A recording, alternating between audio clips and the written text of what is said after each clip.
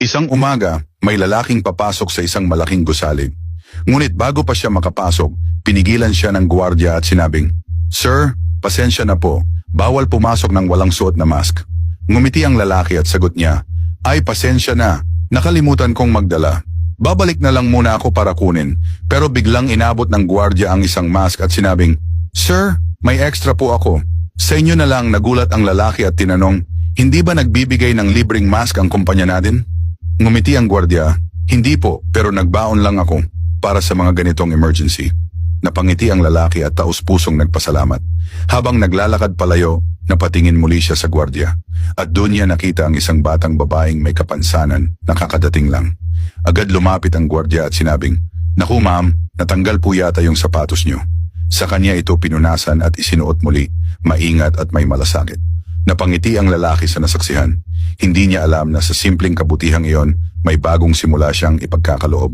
Pagdating sa opisina, pumasok ang kanyang assistant at nagsabing, "Good morning po boss, narito na po ang mga dokumento." Ngumiti ang lalaki, na ngayon ay makikilala nating siya pala ang may-ari ng kumpanya.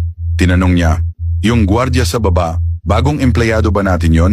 Sumagot ang assistant, "Opo boss, bago lang po siya, pero napakamasipag at mabait. May narinig ka bang tungkol sa kanya?" Tanong ng boss. "Opo sir," sabi ng assistant. "Dati raw po siyang may-ari ng chemical company, pero nalugi at naubos ang lahat ng naipon niya. Ibinenta pa niya ang bahay at kotse para matulungan ang isang kaibigan." Tumango ang boss at sinabing, "Isang dating negosyante pala, pakisabihan siyang umakyat dito." Maya-maya ay pumasok ang gwardiya, medyo kaba ang mukha. "Sir, pasensya na po, hindi ko agad nakilala kanina," sabi niya. Ngumiti ang boss, "Ayos lang yon, ginawa mo lang ang tungkulin mo." "Alam mo," sabi ng boss, "may ipapagawa ako sa'yo." Tinawag niya ang assistant. "Pakidala rito yung bagong produkto." Ilang sandali pa, inilapag ng assistant sa mesa ang 3 bote ng perfume. Sabi ng boss, "Tingnan mo nga ito, gusto kong marinig ang opinion mo." Inamoy ng gwardiya ang una. Amoy sariwang tsaa, tapos may halong jasmine at orange blossom. Ang bango, misteryoso. Sunod niyang inamoy ang 2 pa at inilarawan ng eksakto, parang eksperto. Palakpak ang narinig niya. Ngumiti ang boss, "Tama ang kutob ko sa'yo. May talento ka." Nagulat ang gwardiya.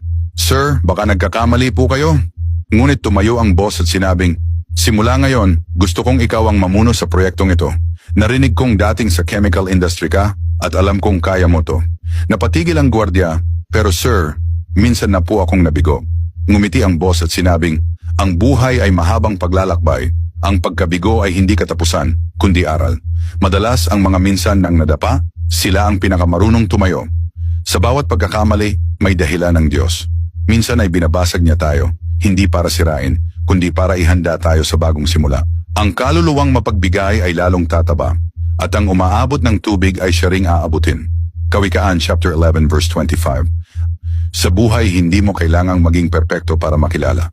Madalas ang kabutihan at kababaang loob mo ang magiging dahilan para makita ng mundo kung sino ka talaga. Ang isang simpleng kabaitan, gaya ng pag-abot ng mask o pagtulong sa iba, maaaring maging daan sa biyayang hindi mo inaasahan. Kung na-inspire ka sa kwentong ito, huwag kalimutang i-like ang video, i-share sa mga kaibigan at mag-iwan ng comment sa baba. Maraming salamat sa panonood. Naway nagsilbing inspirasyon ang kwento ngayon. Hanggang sa muli, to God be the glory.